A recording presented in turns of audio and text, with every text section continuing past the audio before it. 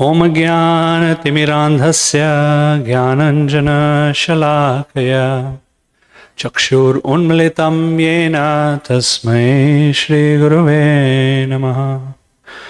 Namo Vishnupadaya Krishna Pristhaya Bhutale Srimate Shrilarompad Swami Niti Namine. Namo Vishnupadaya Krishna Pristhaya Bhutale Srimate Bhaktivedanta Swami Niti Namine. Namaste Saraswate Deve Gauravani Pracharine Nirvishesha Shunyavadi Paschatya Deshatarine. Namo Bhakti Vinodaya Satchidananda Namine Gaura Shakti Swarupaya Rupanugavarayate Vanchakalpatarubhyascha Kripa Sindhubhya evacha Patitanam Pavanebhyo Vaishnavebhyo Namo Namaha. Jai Shri Krishna Chaitanya Prabhu Nityananda Shri Advaita Gadadhar Shivasadi Gaur Bhaktavinda. Hare Krishna Krishna Krishna Hare Hare Hare Rama Rama Rama Hare Hare.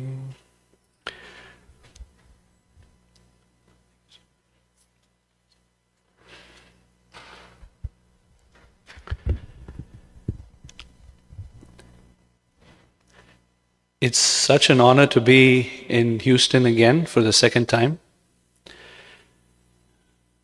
By the grace of Vaishnavas, I was here last year for the Thanksgiving retreat on Madhurya Kadambini with His Holiness Prabhupada Swami. And this year, His Grace Mahatma Prabhu was supposed to be here for the Japa retreat. Unfortunately, his health didn't do so well, so he couldn't be here. And my deep apologies for the really terrible substitute.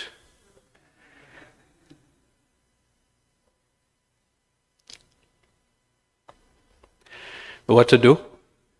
You're stuck with me and I'm stuck with you.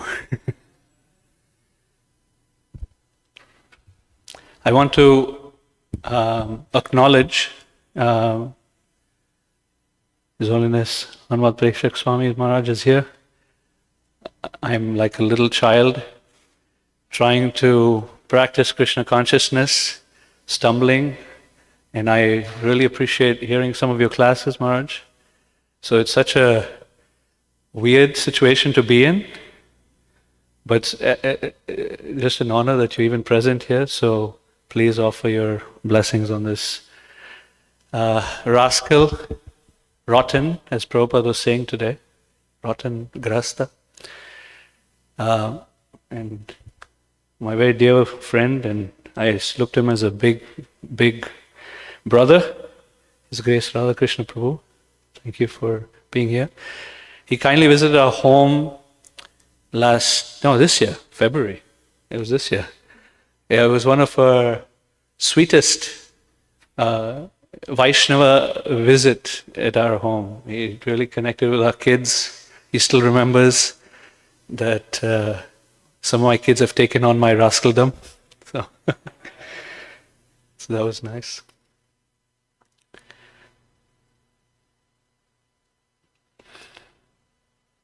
And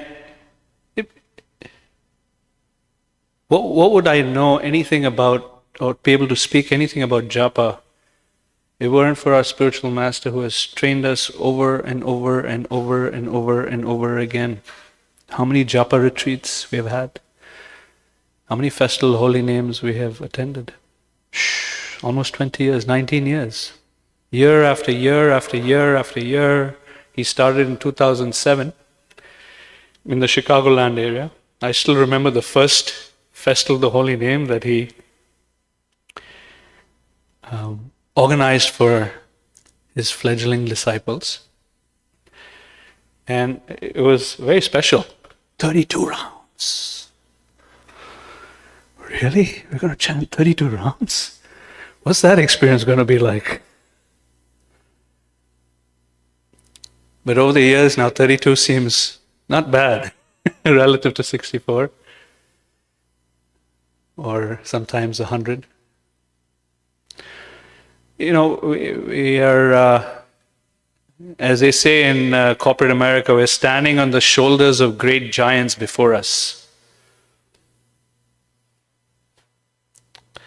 So with that, I'd like to say that my presentation today is called the Japa Journey Map. And I have two parts. This is part one. We will do part two after lunch. So after breakfast and after lunch, I have the glorious service of trying to keep everyone awake, or the glorious service of trying to get you to sleep. One of the two. It depends on your disposition. I do realize often I'm on the other side, or mostly I'm on the other side. And so if I know what it's like to try to keep your eyes open, if you're feeling a little sleepy after breakfast, after lunch, please feel absolutely free to get up, start walking around, take a nap at the back if you wish. No qualms from my side at all. It's all, free for all. I studied this book probably for the 10th time last year and took comprehensive notes this time and was deeply moved, as I always am reading this book. I find it to be perhaps one of the most powerful books that have touched my life. Of course, in addition to the Srimad Bhagavatam, I would say this comes almost as close to the Bhagavad Gita in terms of how it has moved my heart and given me wisdom and practical guidance in my life. We were introduced to this book back when it was published in 2010, so it's been 15 years. If you don't have a copy, highly recommend. I have a QR code that you can scan. I am not getting any commission for it. I promise you that. Maybe the Krishna commission, if you will, but no financial remuneration. And as I study this book, I'm a visual person, so it kind of dawned on me how there's a map to our Japa journey, corroborated by our various scriptures, including Madhurya Kadambini by Vishwanath Chakri Thakur, and personal experience, and hearing the experiences of other devotees who have gone through chanting japa for several years, right? So it awakened for me this map. However, while it's a visual that I've put together, the content is from this book and from our scriptures in general. If you see, by the way, I only have one slide, okay? Usually I have more, but this, in two parts, it's only one slide. So we will try to dive deeply into each section of the slide. Fortunately, I found a little zoom feature with PowerPoint, so I can zoom in so the text is not as small. Notice how it says meandering journey. Our life is Nanda Tanuja Prabhu, he just got initiated, was sharing with me how this is a very important message to know, that our lives in Krishna consciousness is not a straight line. Our life with japa is not a straight line. In one sense, it's obvious. In another sense, our simple mind likes to think of things being a straight line. I have a goal, I'll linearly progress towards that goal. For example, I get married, and the relationship between my partner and I will gradually get better over time. Has anyone had that experience of a linear relationship with your spouse?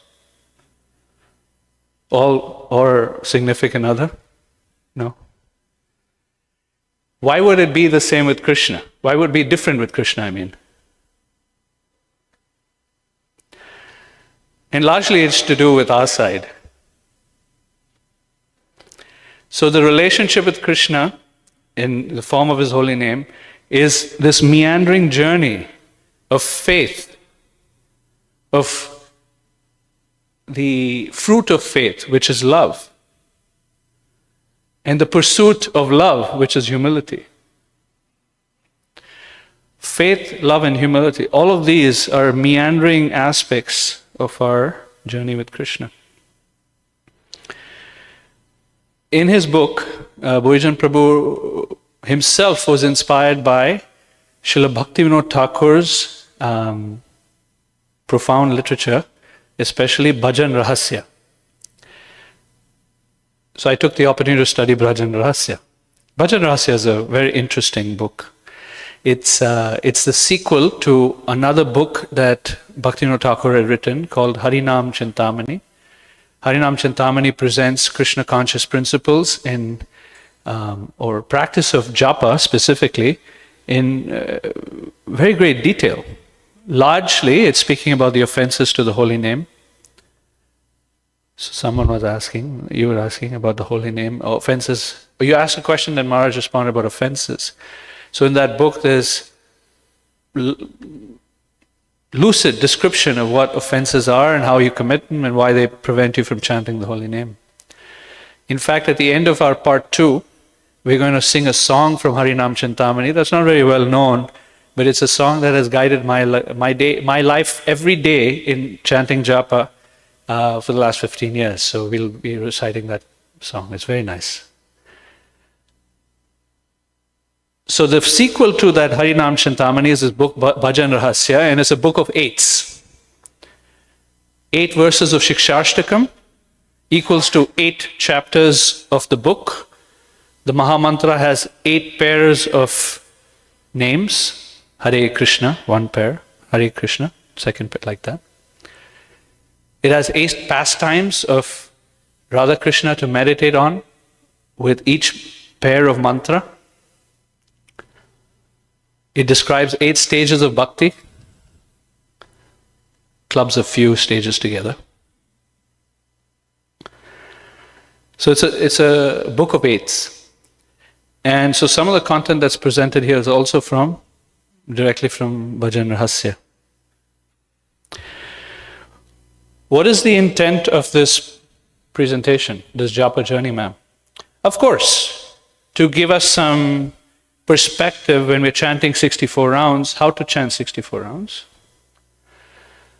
But it's also to start a step back and think about our japa journey as a whole. That's what we'll be doing. We'll be looking at it from the beginning, not all the way to the end. We will stop at a stage called Nishtha. Nishtha means fixed devotional service. Stha means to stay, like you're fixed. Nishtha is where you're stable or steady devotional service.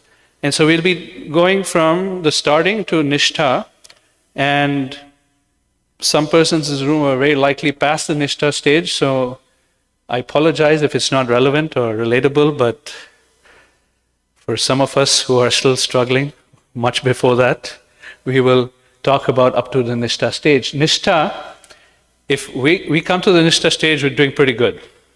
Let's just put it that way. As we progress in our bhakti practice, Nishtha is a point where, after which, Krishna consciousness becomes easier than it was earlier. Easier in the sense that you flow through the process easier, and there's less likelihood of you ejecting yourself from the process. Earlier this morning, Maharaj was speaking about how in Mukunda Maharaj's book, Miracle on 2nd Avenue, at the end of the book, it really struck me what he said, that so many devotees start with enthusiasm, but the percentage of devotees that have left in the movement is quite meager, unfortunately. So many people tend to leave. Past the Nishtha stage, the likelihood of that happening is low. We'll talk about getting up to the Nishtha stage. But the idea of this presentation is step back, look at our japa journey, and identify where I might be in that journey. And what are the things that have helped me get to where I am, and what is it that's going to help me make further progress? What to expect along the path. The word meandering is a clue. It's not straightforward. Gosh, even past Nishta, it's not straightforward. If you think about some of the pictures on the wall, you see Krishna with the gopis. I mean, if you ask the gopis when Krishna stole their clothes, is your relationship with Krishna straightforward? Absolutely not. Or the rasa dance. Krishna's having a great time with them, and then suddenly he's gone. It plunges the gopis into great despair. They don't know what to do with themselves. They start going mad.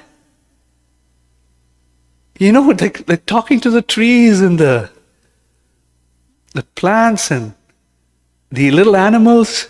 Have you seen Krishna? You asked him at that point, is your relationship with Krishna straightforward? So it's a meandering journey. And the beauty of Krishna is, in Bhagavad Gita, he says he's adventure. Right? There's in 10th chapter of the Bhagavad Gita, Krishna says, I'm adventure. So when you're in a relationship with God, you never know what to expect. Same with our Japa journey. Same with 64 rounds tomorrow. Every year we have Japa retreats, multiple. We participate in these multiple round day. And it's like every time is different. Just last week we were in Phoenix, we had a 64 round day. It was dry. Dry like a hard oil cake. The previous time, 64 round days, I couldn't stop chanting. You don't know what's next. Krishna is beautifully unpredictable. Usually if you have a relationship with an unpredictable friend or partner, you want to get out of it. Could be an abusive relationship. With Krishna, it's very different.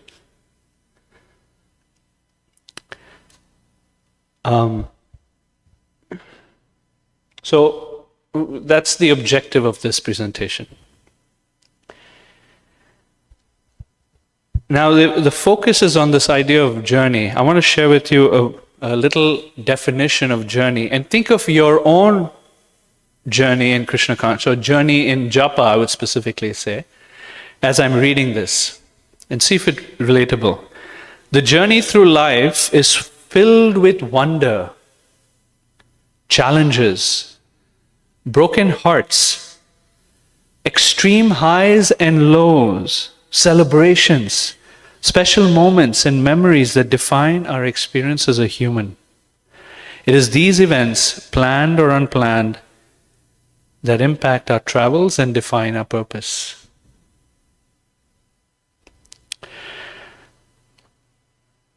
Sri Chaitanya Mahaprabhu, in no uncertain terms, makes it really clear that this practice of chanting the holy name is the most important thing in our lives. The most important thing in our life. Other things may seem important, our mind may say, it is important. While we're chanting Japa or Kirtan, just check that one message, or write something down in case you forget it. How the mind tricks us to thinking other things are more important. But in no uncertain terms, Chaitanya Mahaprabhu and Bhaktivinoda Thakur make it really, really clear. This is the most important part of our life. The few minutes or hours that we carve out to spend with Krishna is the most important part of our life. Bhaktivinoda Thakur expresses in Brajan Rasya like this. He says, Sankirtan is an eternal activity of the jiva. All other religious activities are meant to help one attain perfection in chanting. Everything we do, think about everything we do. Go to the bathroom, go to work, go to school, take care of our kids, or spouses, or parents, or civic duties.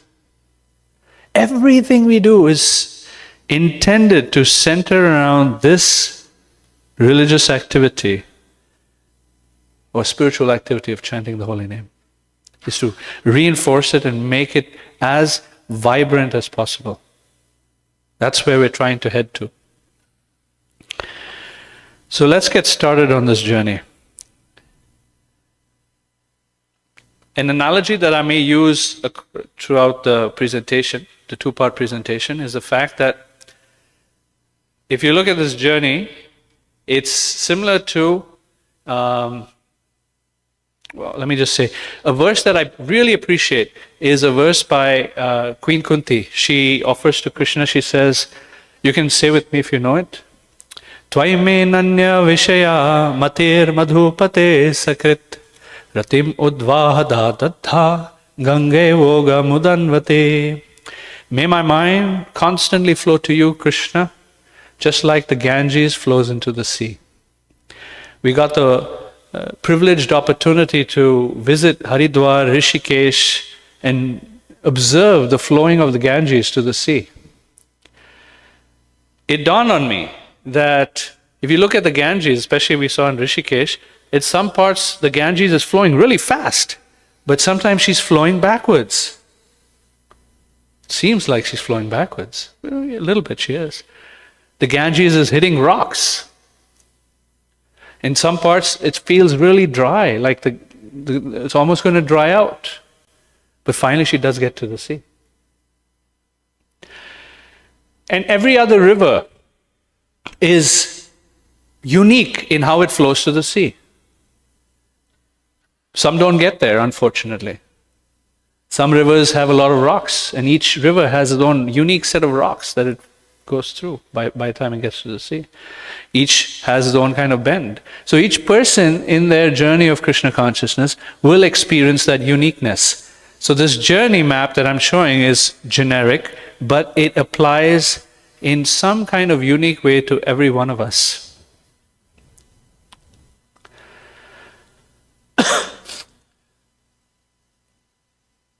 So let's get started. How does this all start? The very first stage is known as Adav Shraddha.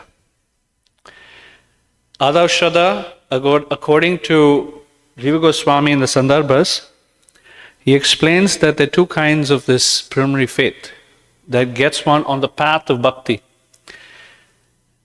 One kind of faith is known as faith that is rooted in scriptural teachings. And another kind of faith is faith that is called Loko Parampara faith, or faith because my grandma does it, so I'm going to do it. The kind of faith that is based on society. I am influenced by peer pressure, I'm influenced by people around me that make me take up a path more because I want acceptance than it is for some deep internal reason. So he calls it Loka Parampara or Laukika Shraddha. And the other kind, which is most solid one, which gets one powerfully started, is called Shastriya Shraddha. And that Shraddha is not necessarily one knows the Bhagavad Gita or the Srimad Bhagavatam or anything like that, but it's a kind of faith where you trust that I am a tiny individual spirit soul that has a relationship with God, and that relationship is one of love. And God is the supreme, there's a supreme person. I have that conviction, that's Adav Shraddha. And it matures through the association of devotees, sadhu sangha. So what does sadhu sangha look like? So Rupa Goswami in Bhakti Rasamrita Sindhu explains that sadhu sangha or association of devotees has three features. It's snigdhasya or affectionate, sajatiya or like-mindedness, and vara that they are more realized than me.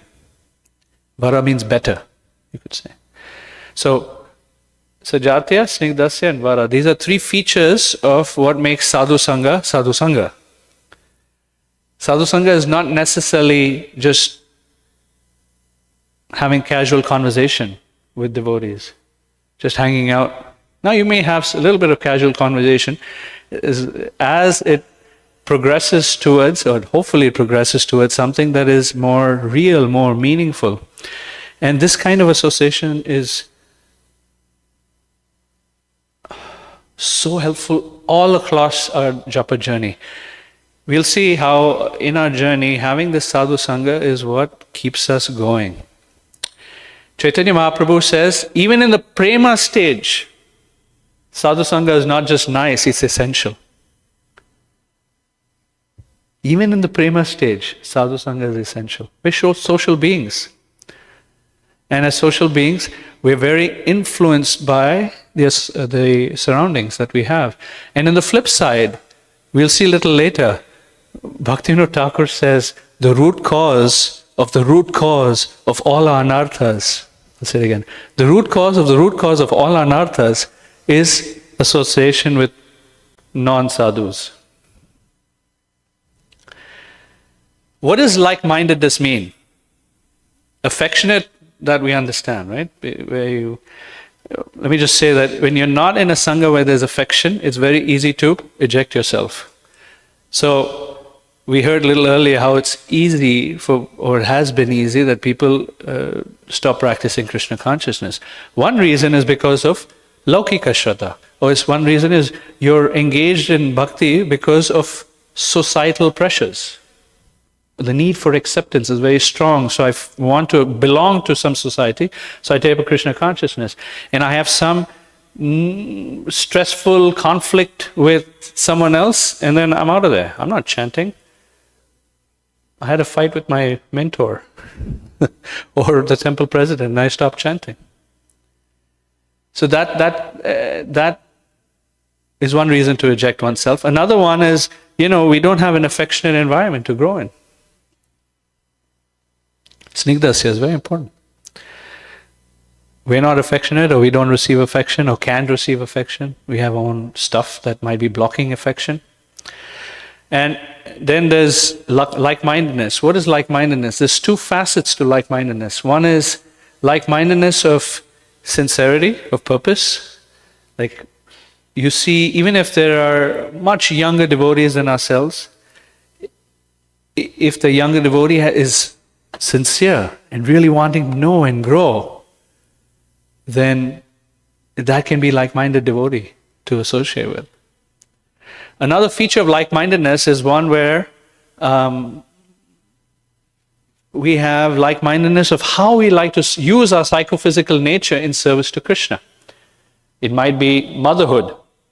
Often mothers like to get together and talk about parenting. It might be book distribution.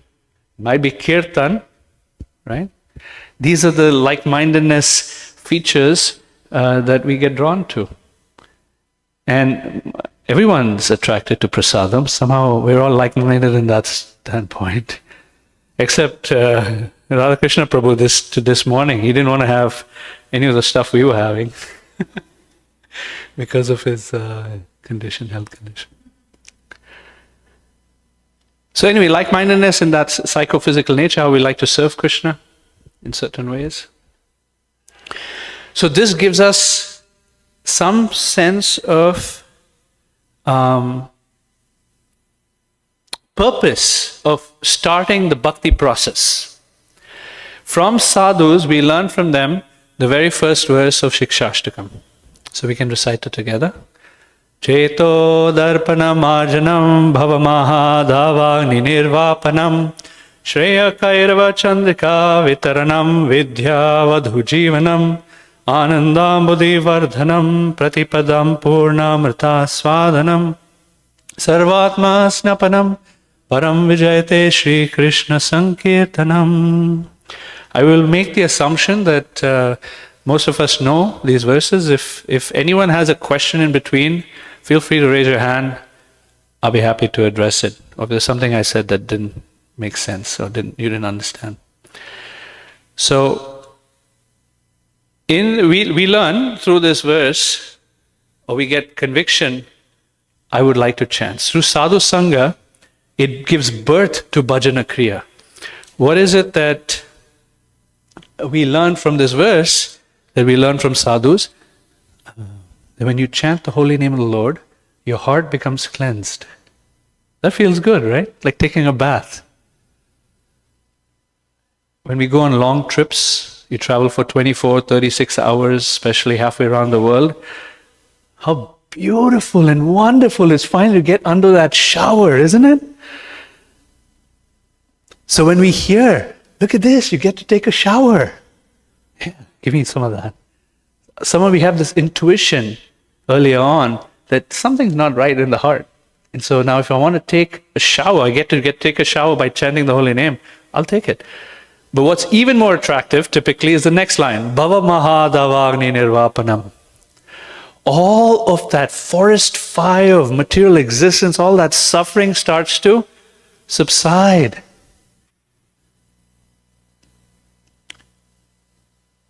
Sign me up. I have a lot of problems of life, especially those people in my life. Sign me up. How do I fix this? Just chant the holy name. It's all gone. Really? Then we take up chant? Isn't it? So sadhus teach us several other things. That there's no rules to chant the holy name. You can chant whenever you like.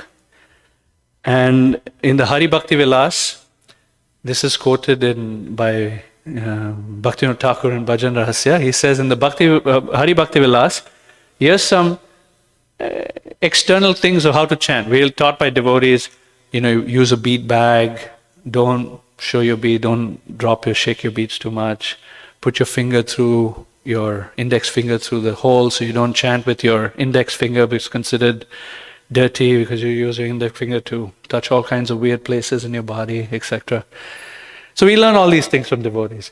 Here's what Hari Bhakti Vilas specifically says about externally how to chant.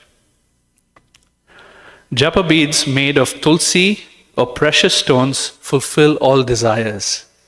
So you can chant on tulsi beads, or you can chant on emeralds. According to this. I'm taking donations of Japa beads, by the way. But listen, this is really interesting. Those made in the shape of a tail of a cow, Japa beads, or serpent, offer even more auspicious results. Okay, I don't understand this. I'm not going to explain it. You can ask Sanatana Goswami if you like about why this is. One should not touch the mala with the second finger, nor should one shake or swing his beads. Too much anyway. One should change the direction of the beads on the thumb joint with the middle finger, right? So you chant one round and you switch around. You don't jump over the Krishna bead. One should never touch the beads with his left hand. Beads should not fall down from the hand, and those who are desirous of liberation, material enjoyment, or advancement of knowledge, chant on the middle finger. So we chant on the middle finger very gently, rubbing the beads with our thumb and middle finger, right? Then the Hari Bhakti Vilas continues to describe how to chant in the mood that is recommended. First of all, to understand that Krishna is non-different than his name. Abhinnatam nama namino. That when we're chanting the Hare Krishna mantra, that Krishna is right there. Did Maharaj share the picture of that image that really inspired him here in Houston yet? Maybe not. Maybe it was in last week. So there's an image that he received from a godbrother that said, be present and Krishna, know that I am here with you. Krishna is saying, know that I am here with you. That when we chant the holy name, Krishna is right there with us. Krishna is the sound. Bhaktivinoda Thakur explains that full, we may be conceptually be able to understand that and accept it, but that full realization doesn't take place until the higher stages of bhava or prema. To actually know that Krishna is there in His holy name, or Krishna is His holy name. Then Hari Bhakti Vilas teaches us that Mana samharana shaucham maunim mantrartha chintanam avyagrata anirvedo japa sampati hetava, that you can perfect your chanting with these 6 things. What are the 6 things to perfect chanting? Number 1 is mana samharana, that from all sides you have controlled, you have gripped your mind, you have not let it loose in a wild horse kind of way. It's under your control. Mana samharana. Shaucham, cleanliness. Through cleanliness of body, cleanliness of the heart. Bhaktivinoda Thakur also explains that by controlling the mind, you become clean. Interesting, huh? Mana samharana shaucham maunim, that is to avoid speaking frivolously. So generally when we chant, tomorrow we're going to have mauna, generally when we chant Hare Krishna mantra, it's common to speak while chanting sometimes. And it's common after we finish chanting that we start talking immediately. Or before we start chanting, we've just been talking. But it is really, really helpful to take some quiet time prior to begin chanting, even if it's for the 2 rounds that we have to complete our rounds or whatever. It's really helpful to take some quiet time of mauna to reorient, redirect our purpose, know and why we're doing this, what we're hoping to get from it. To do that, take a few minutes to just prep ourselves. Because we're spending time with the most important person in this world. We're about to spend time with Krishna. To recognize that fact and to prepare. So part of preparation is mauna, to be quiet. It's external manifestation of an internal desire to prepare. And then while chanting, to not have frivolous conversation, because all of us probably have this experience. Oh, how many have had this experience? While chanting, if you start talking, it's very hard to get back to that, to get in the zone, as they say. Yes? And then after chanting, to integrate the experience. Sometimes I'll lead meditation sessions with students or people who are new to Krishna consciousness. We'll chant, we'll go through the chanting of 1 round, and then I'll ask everyone, just stay with that experience. Put your hand on your heart and just integrate it. Stay with it. And just be grateful that you've given yourself the opportunity to connect with God for a few minutes. So that mauna after we chant is also very, very helpful. It seals the experience of chanting to look forward to it the next time we do it. As opposed to putting a check mark on that box that said, I got my rounds done.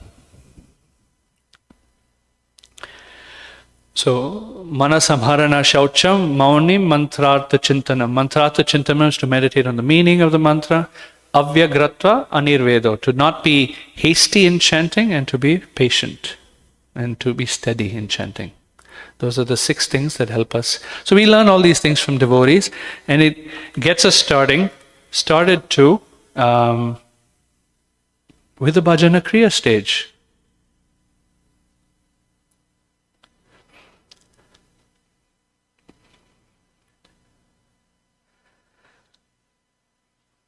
If we know what impelled us to chant, to begin chanting, according to Vishwanath Chakravarti Thakur, it gives us understanding of how to continue in our journey. If we know how we started, we know how to progress.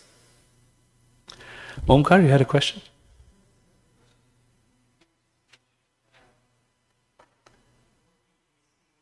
Yes.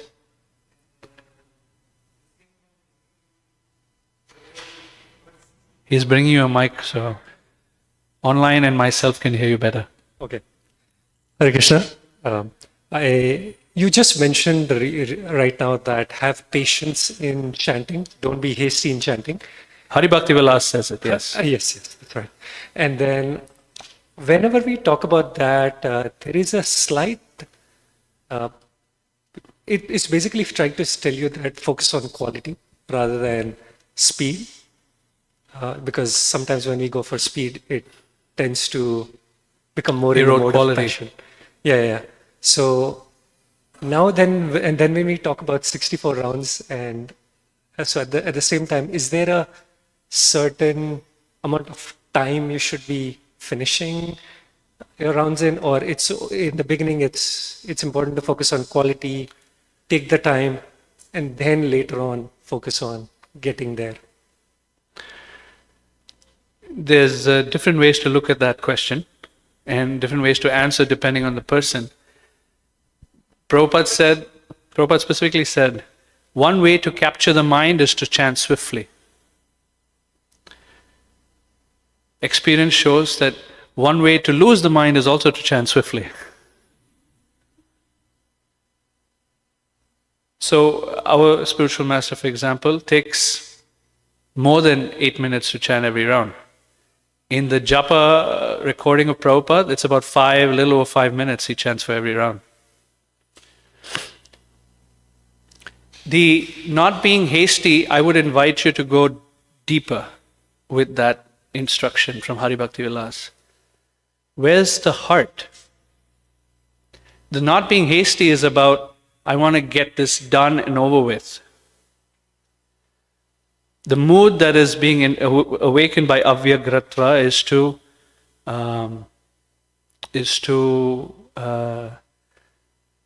patiently chant the holy name with presence. In presence, you can be extremely efficient and fast, no doubt. But the invitations go deeper.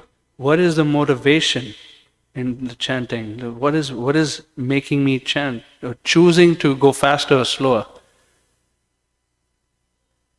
And let that motivation, let's try to adjust that motivation to be one of, I want to be with Krishna as wholly and with my full soul as possible. And it may be that we're slow, and it may be that we're really fast. And we might find that chanting fast is good for us. I know some devotees like that, and for some devotees, they rather just chant slowly, 13 minutes a round. Somebody was telling me yesterday, it took 13 minutes for a round for them to really absorb in chanting the holy name. I'm a middle of the road kind of guy. I'm a 7.5, 8 minute kind of. And also, as you're chanting, it depends on. As you begin chanting, it could be slower to zone in, and then I've noticed that when there's more absorption, then it's faster. Just naturally, not that I want it to be fast, it just happens. So, go a little deeper. Why? That's going to be a session Maharaj is going to present, the why piece. So the hastiness is to encourage us not to, quote, get it done. I'm hasty to get it done because I need to go do something else. No, stay as present as possible. Okay? Thank you. Yeah. Okay, in bhajan, where was I? Oh yeah. So in bhajana kriya, we develop an internal purpose. We're starting to associate with devotees. We said, I have a goal in my life. I've told this several times. When I first, or before I joined Krishna consciousness, I had this goal that I want to be a CEO within 5 years. And it didn't happen, thank God. Now that I have more experience with corporate America, I've realized that that's a terrible, terrible place to be. It's not a fun place. It's filled with politics. It's filled with stress. and pain and tough decisions that you don't want to do that affect the lives of many. Anyway, in the association of devotees, our goals of life change. And we're very fortunate to have, a refinement of where we want to head in our life. So that's starting to develop an internal purpose. And as we start practicing, we start to bring the mind back. We're taught, we learn in Bhagavad Gita, yato yato nischalati manaschanchalam astiram tatastato niyametan atmanyeva vasham naye.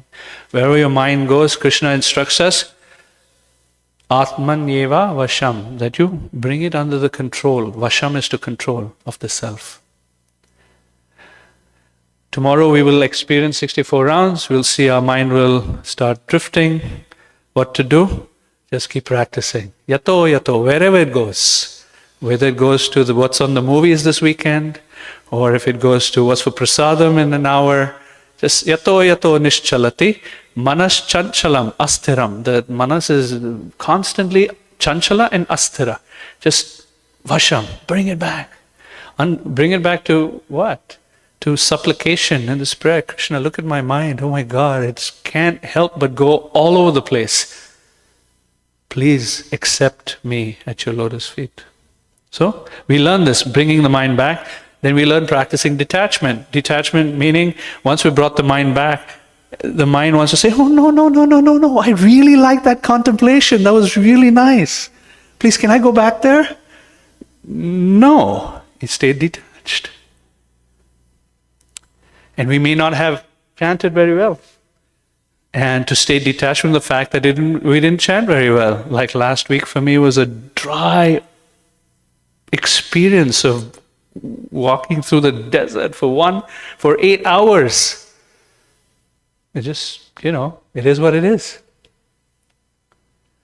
Radhakrishna Prabhu instructed me this morning, is like, you'll see in every part of your life, it is Krishna trying to teach us something. It's for our own purification and growth.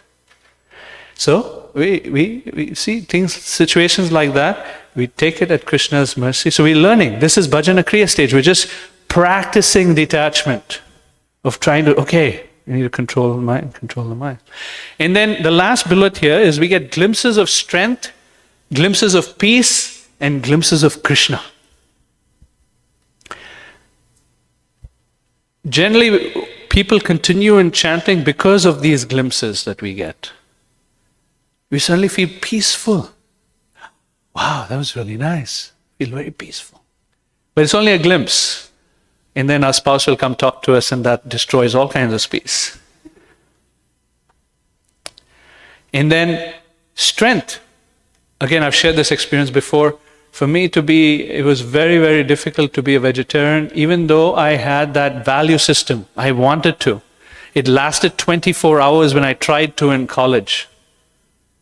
But then when I took up chanting, within 2 weeks of chanting Japa, I had some inner strength that I couldn't access before. To never look back to that hideous lifestyle that till today I deeply regret. And then Krishna, glimpses of Krishna. Bhurijan Prabhu in his Japa book explains when he first experienced that Krishna is his name. A few months after chanting, or 2 years after chanting Japa, he felt, oh my goodness, wow, the holy name is so powerful. It's so sweet. He just heard the holy name after 2 years of chanting Japa. And some of us have had that experience. I know I did too. It's like after extended time, wow, the name actually has some power. So we get these glimpses in the Bhajana Kriya stage. We're just starting out on our journey. Right? This is one of those extreme highs on the journey. Whoa. And during these extreme highs, we might get this feeling of PDS. PDS is pure devotee syndrome.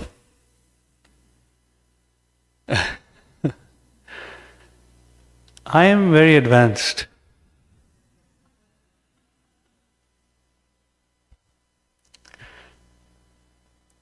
What a foolish thought. What a foolish thought. I am very advanced at this point because you get a little glimpse, you get a little taste from Krishna. I have pretty much detached from everything. I don't need my friends, I don't need my family,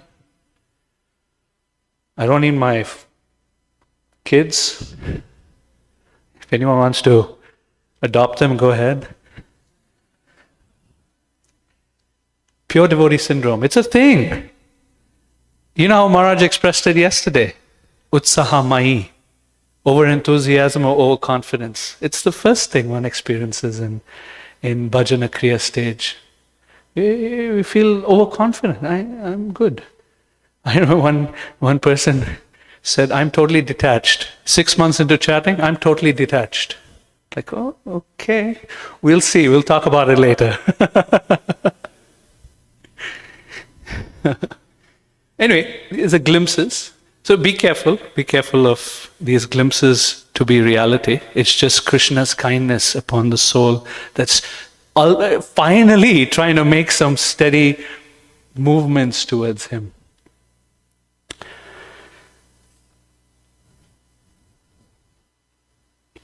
Here's a quote from Bhaktivinoda Thakur in Bhajan Rahasya. He says, only a pure Vaishnava, free from all material egotism, can chant with intense determination at all times. We might ask the question, why can't I be fully absorbed all the time? Bhaktivinoda Thakur says, it's only a pure Vaishnava, free from material egotism. That's why.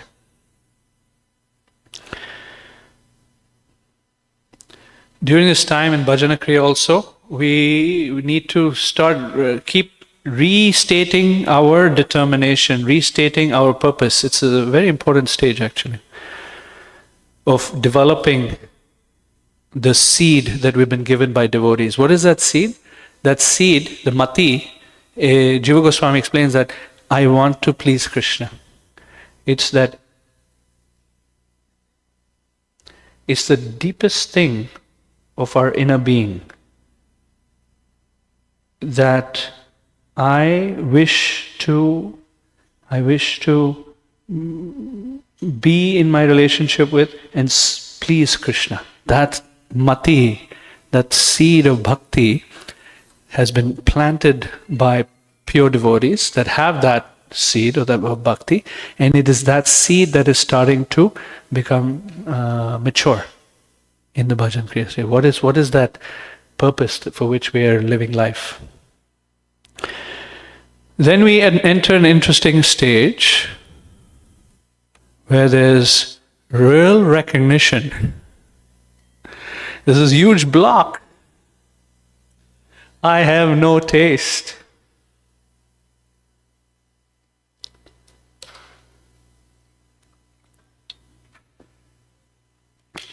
We've started chanting seriously, sincerely every day.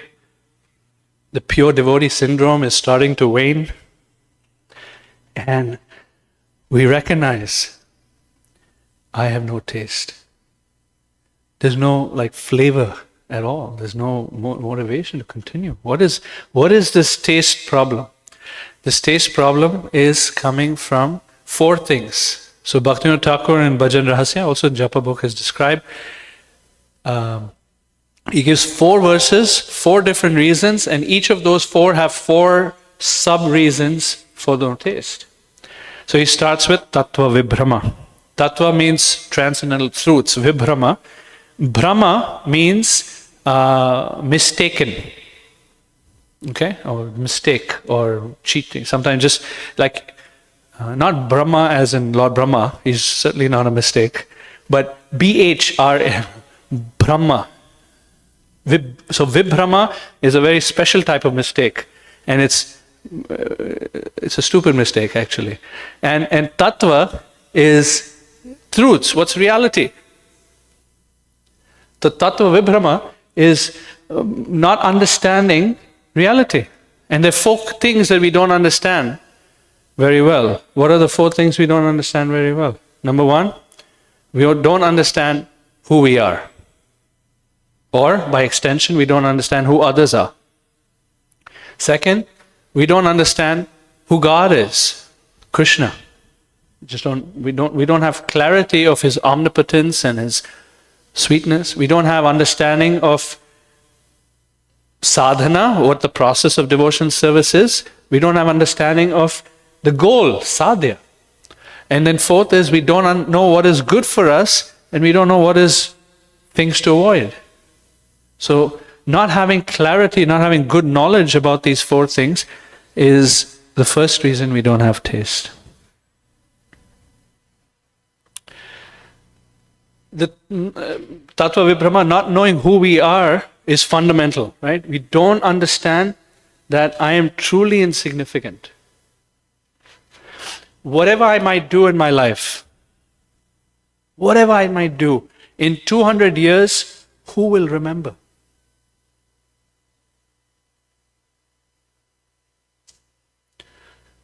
And where will we be in 200 years? It's a trick of illusion to think that what we might be able to accomplish in this life is significant. We're truly insignificant.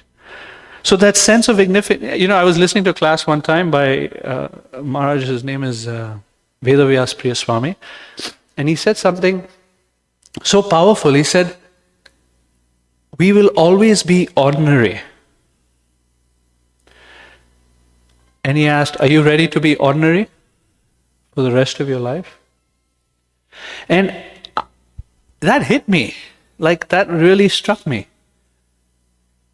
That a question we can ask us, am I ready to be just simply ordinary for the rest of my life? Insignificant. That's reality. That's who we are. We're billions and trillions of souls that are serving Krishna. What is our little contribution going to add?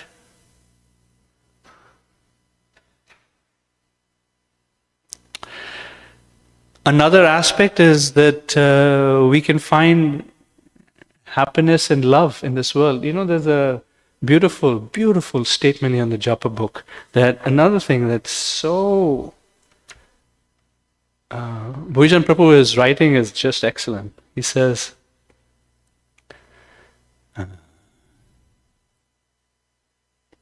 filled with our own importance, we think the world should revolve around our desires, and we become frustrated and angry when it doesn't.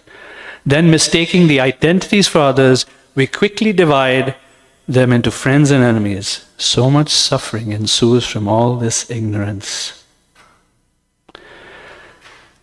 We suffer existential emptiness and incurable loneliness. I'll say it again because it's powerful. We suffer existential emptiness and incurable loneliness. In England, they have a loneliness minister trying to fix the loneliness problem. It's an epidemic. It's a huge issue. And loneliness is a big problem here too.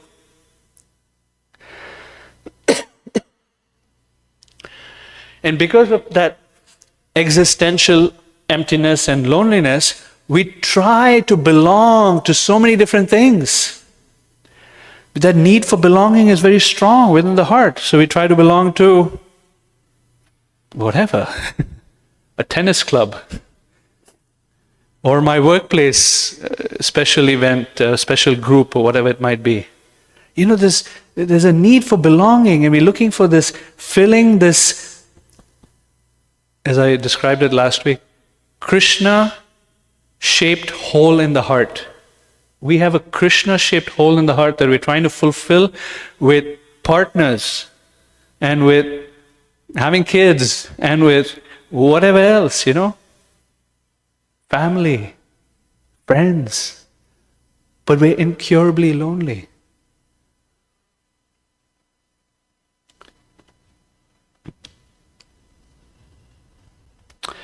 Anyway, so we may not know that Krishna is all good and all loving. We may not understand. The world is really struggling with this question. Practically anyone you talk to about Krishna consciousness or God or a process of spirituality will have this question, why do bad things happen to good people?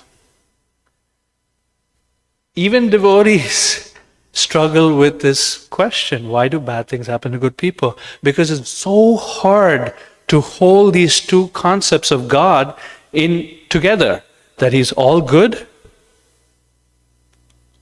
all knowing, and all loving. It's so difficult. And He's all powerful, all powerful and all loving together. If He's all powerful, then why? He can't be all loving. If He's all loving, He can't be all powerful. So this is a big struggle.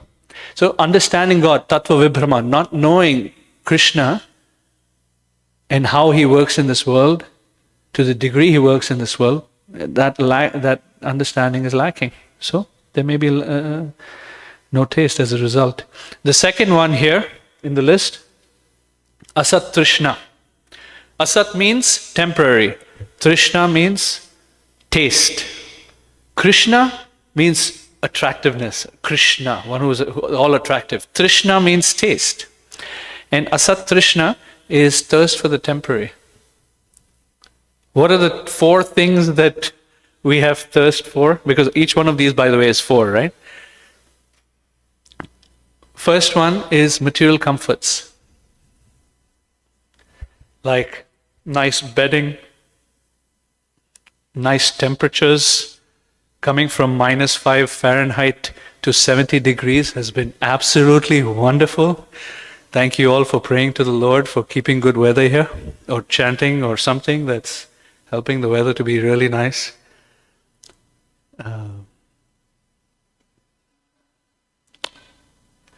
This thing about weather, Prabhupada used to go for a walk every day. Didn't matter what the situation was. Even if it was raining, he'd go like with his umbrella. So one time, I think it was in London, when Prabhupada was going to go on a walk, it was really gloomy outside, looked like it was going to rain, and one devotee told Prabhupada, Prabhupada, it's miserable outside. Maybe you shouldn't go for a walk. And Prabhupada looked at him. You know the story? He looked at him and said, "You're miserable," and he walked out.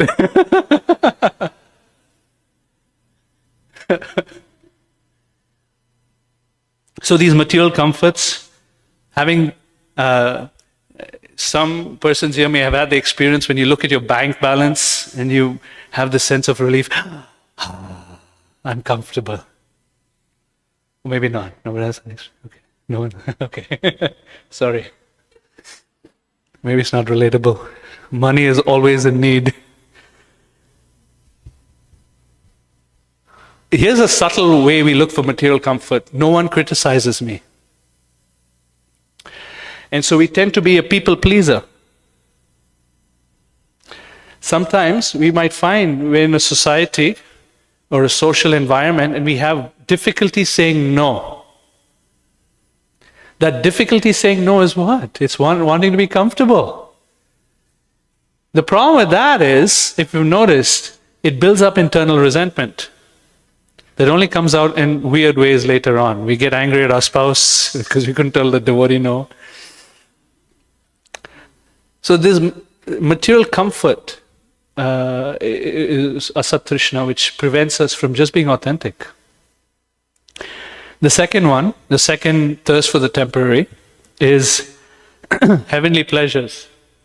Looking for opulent foods. Coffee, by the way. This is my first time having coffee in the Hare Krishna movement. Amazing. All glories to the devotees who have rekindled our addiction. Opulent foods, sexual delights, fancy homes. In America, my goodness, I marvel at the difference between homes in America versus homes in anywhere else in the world for that matter. We have it so good here. A 2,000 square foot house is considered a normal, small, middle class, low middle class house. 2,000 square foot in India. I mean, you can fit 10 families. fancy homes, fancy cars, enchanting vacations. So these are all heavenly pleasures that are part of Asat Trishna, the second one. The third part of Asat Trishna is wanting mystic powers. Mystic powers being able to control the material energy. Usually it means controlling my persons close to me. But, just wanting special abilities. And then the fourth one, on Thirst for the Temporary, is what might get people started on the path is I want liberation. I want out of here. I want suffering to stop. That's Asat Trishna. The third on the list here of no taste is Hridaya Dorbalyam. What does Hridaya mean? Heart. Dorbalyam? Weakness. Bala means strength. Durbala means, Durbala means weakness, right? So, Hridaya Dorbalam, Krishna actually talks to Arjuna about this in the beginning of the Bhagavad Gita. Hridaya Dorbalam. This also has 4 features. The first one is, Bhaktivinoda Thakur explains as Tucha Sakti. Asakti is attachment to things that are insignificant, bad habits, things that take us away from Krishna.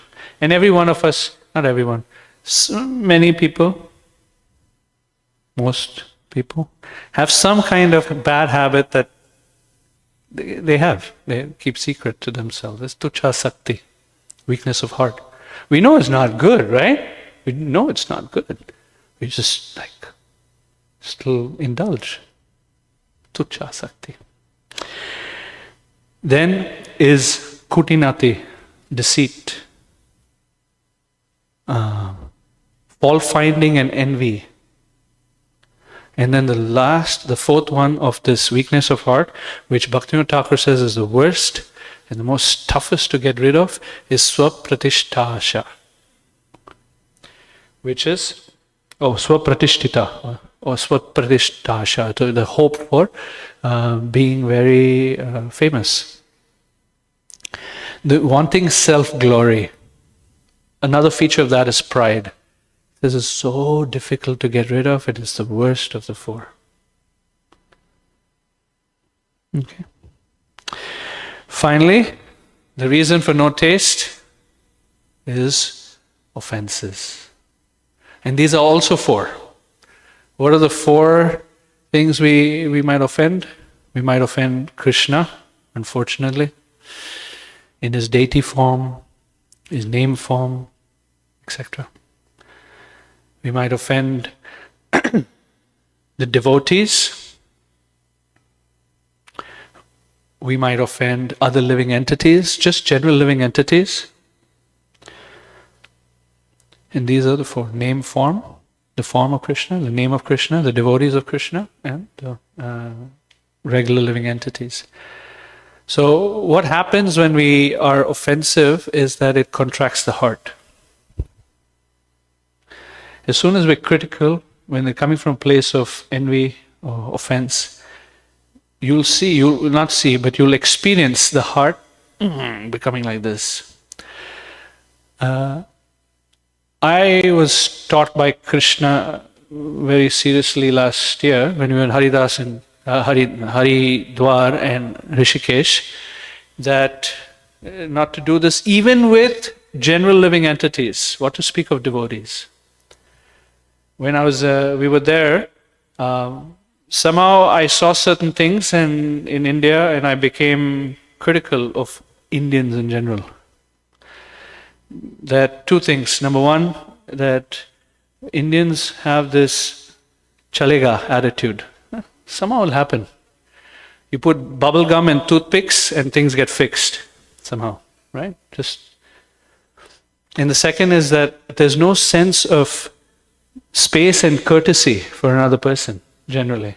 When you're driving on the road, there's no lane.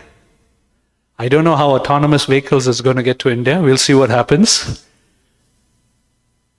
But also the fact that you stand in a line, even in a temple, you'll stand in a line, and before you know it, you have 2 people ahead of you. If you don't push your way, you'll have 50 people ahead of you.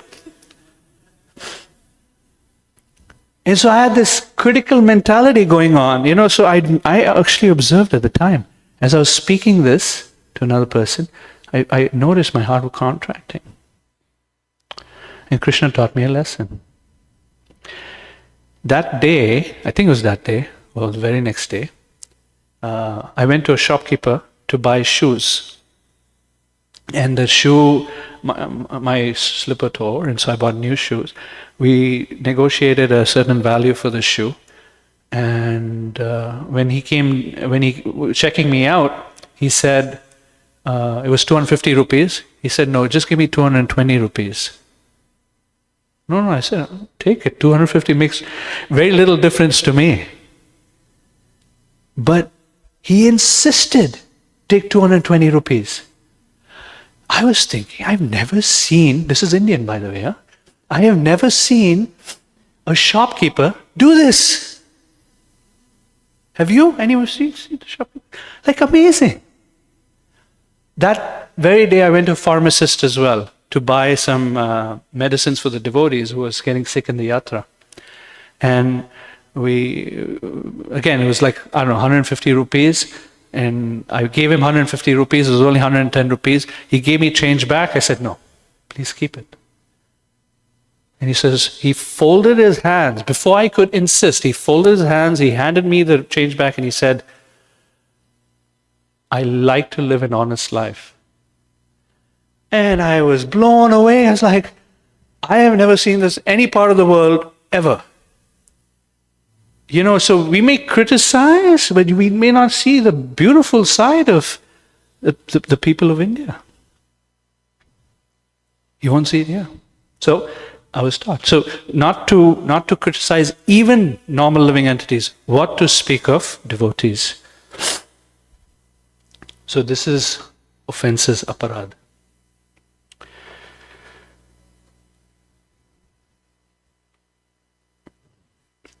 So what do?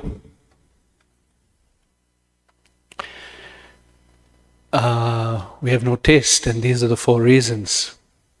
There's 2 things that we can work on. The 2 things we can work on. Number 1, don't criticize others. Just don't. It's not worth it. The second is to try to pay attention to the holy name. Because I gave you 4 into 4, 16 different reasons why we have no taste.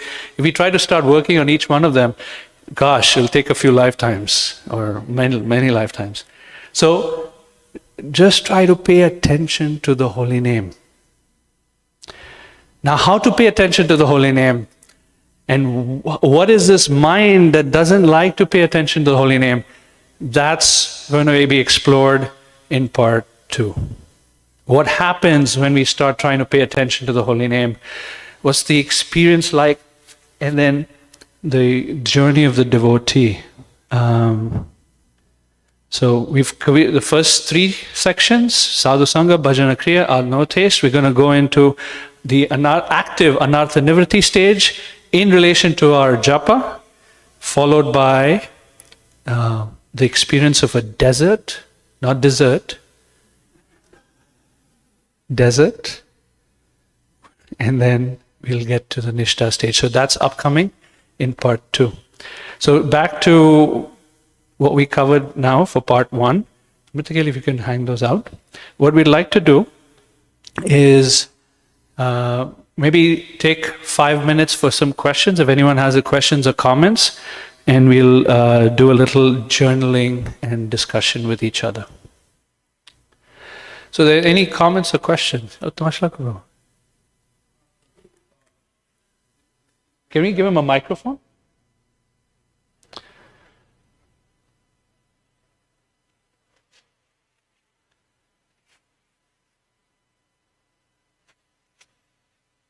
Thank you. Thank you, Prabhu. On this topic of no taste, very well covered, very nice. I have a question. Modern lifestyle, stress, distress, you name it. Any thoughts on that? Is there any solution to that, or are we just stuck with I it? try not to think about stress or modern lifestyle stress. What do you mean? What's Modern lifestyle, dog eat dog world. Sure. You know, goals, targets, budgets. You know about the corporate world, so too much? so is there any solution to this, or we just have to live with it? We are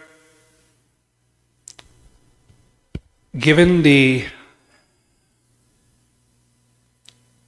very delicate yet deep privilege to be in the environment of, what's the word? Intense materialists, to make an impact in that environment.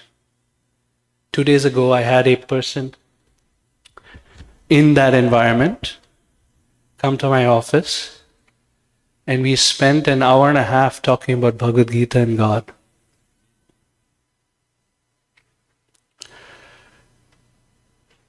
I shared that with my wife, and she immediately said, you know, Maharaj would never meet this person. You have the opportunity to meet him. We have this privilege to be Krishna's emissary in what might be a completely bleak, painfully passionate environment. And in that environment, we can approach it with deep intelligence. The one level of intelligence is to do our job with the goals and the this and the that and the, you know, budgets and the metrics and the KPIs and the OKRs and the layoffs and all of that. That is part of that painfully passionate environment. At the substratum of that environment is the opportunity to be a beacon of light that has steadiness, an energy of steadiness, an energy of trustworthiness, an energy of authenticity, an energy of lack of insecurity, of CYA. You know what CYA is? Cover your backside, basically. CYA. You're not bringing that energy into the work environment while everybody else is, or most everybody else is. So you bring an example of that's contrary to that, yet very diligent in your work, and at the same time there are opportunities to share prasadam. There's opportunities to talk about our meditation practice. We do meditation 2 hours a day. It's mind-blowing for people to hear that. Mind-blowing. So every opportunity you get to share your personal practice that you've been gifted, it seems, but don't get me wrong, it's painful. It's still painful to live through that environment. But there's also an opportunity. And when Krishna gives us the opportunity, like I just shared, this guy who sat with me for an hour and a half, and at the end he's like, I want you to be my guru. Not that that's, who wants to be guru? That's like the worst job in the world, thankless task. But it's a fact that the guy's heart is moved a little bit towards Krishna. That's the beauty of it.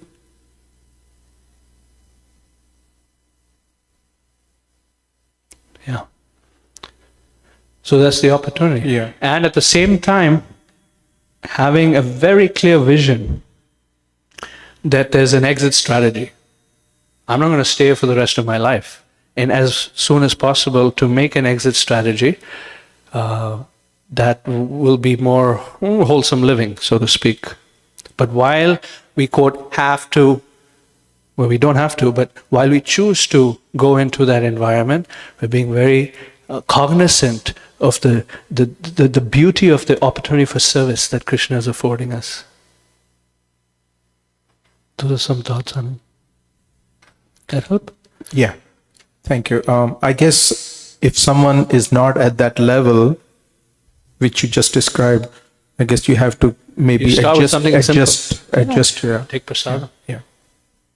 Thank you. The last one before we do a little exercise. Okay. I can vouch to Prabhuji's strong Please, of my request. No, communication. no, no. Our beginning of our journey, Prabhuji spent hours with us. Like even Mataji and Prabhuji, they were there up till 2 a.m. Two cousins, we didn't know them. We stayed in their house for three days. It's complete strangers, and it changed our lives. I had a question, bro. The question is, in the Sadhu Sangha state, you said some people leave and go because they don't accept the affection. Prabhupada was affectionate to everyone, right? But some people chose to leave. What are some factors that block people from accepting affection from others, and how they can overcome those blocks?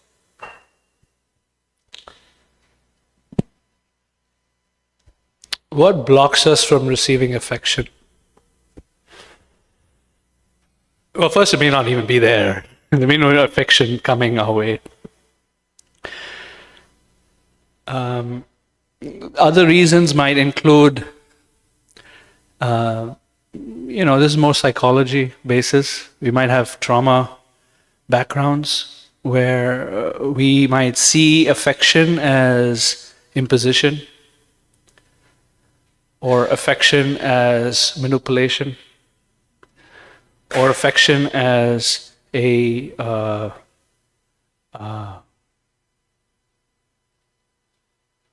deception. Just plain old deception. It may just be through some previous experiences, like we can't see it for what it is. Prabhupada's affection was so beautiful, so full, so powerful, and so pure that it would pierce through a person's resistance, regardless of their background. That's why he was able to move hearts in such unprecedented ways across the globe. Yeah, so if we're in a position where we're wondering that, am I receiving affection, or am I blocking affection that may be coming my way? Often it's good to have just real conversations, clarifying, why did you bring me prasadam? Why are you kind to me? Are you trying to manipulate me? Just have real conversations, open conversations. And of course, some kind of, in severe cases, to go through some emotional healing may be helpful too. Those are some thoughts on it, but person to person basis. All right, let's take a couple of minutes to do two things. Consider what got you started on your journey, like how you got started with chanting, and two, to consider of these no-taste items, the 4 or the 16, which of them impact you the most, or really prevents you from receiving taste. So take a few minutes to do that. Is that okay? You can write it on your phone. If you have a pen and paper, you can write it with pen and paper, whatever you like. So those two questions. What got you started? What can you feel grateful for that got you started? Because if you know how you got started, you know how you can progress, right? And then, which aspect of no taste impacts you the most? Hare Krishna, and we'll see you in part 2. Hopefully you're awake and alive after lunch. And make sure you get a copy of the printout. Hare Krishna.